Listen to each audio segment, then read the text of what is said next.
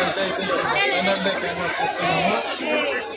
అయితే 10 రోజులుగా 20 రోజులుగా కూడా క్యాన్వాస్ చేస్తున్నాము. కానీ ఈరోజు ఫైనల్ డే పోతుంటే ఇంటింటికి పోతుంటే కూడా ప్రతి ఒక్కరూ జగనన్న పథకాలు ప్రతి ఒక్కటి మా ఇంట్లోకి చేరుతున్నాయి, విద్యాదీవనేమి ఏదేమి ప్రతి ఒక్కటి చేరుతున్నాయి అంటున్నారు. స్వచ్ఛందంగా మీరు కూడా వచ్చి అడిగే అవసరం లేదు, మాకు ఈ ప్రభుత్వం కావాలి, ఇవన్నీ అందుతున్నాయని వాళ్ళే చెప్తున్నారు. మేము ఈ వ్యవస్థ మా వాలంటరీ వ్యవస్థ వల్ల ప్రతి ఒక్కరికి ఇంటికి ప్రతి ఒక్క పథకాలు అమలు చేస్తున్నాం కాబట్టి ప్రతి ఒక్కరూ మాకు ఈ గవర్నమెంట్ కావాలి, మేము ఖచ్చితంగా జగన్మోహన్ రెడ్డి సీఎం చేస్తున్నాం అంటున్నారు. అదే మాదిరిగా నిషార్ అహ్మద్ గారికి ఓటేసి మిథున్ రెడ్డి గారు ఎంపీ గారికి కూడా ఓటేసి ఖచ్చితంగా గెలిపించాలని కోరుకుంటున్నాం.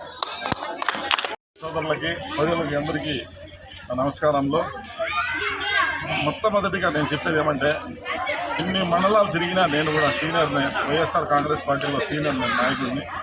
మొత్తం తిరిగినాను, నాకు ఎక్కడా నాకు అచ్చురాలే.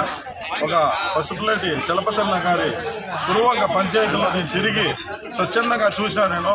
ఆయన ఫాలోయింగ్ కానీ ఆయనకు అభిమానించే మనుషులకు కానీ చూసి నేను కూడా ఈ నెలంతా నీతోనే తిరుగుతానా, నాకు వేరే పార్టీలు వేరే పంచాయతీలతో కానీ వేరే మున్సిపాలిటీ నాకు సంబంధం లేదు, నీతోనే తిరుగుతానా, నీతో తిరిగిన దానికి నాకు కూడా సర్వీస్ బాగుంటుంది, నేను కూడా 10 మందికి ఉపయోగపడాలా అంటే అలాగే కానీ తమ్ముడు నువ్వు నాతో పాటు తిరుగు అని చెప్పినాను.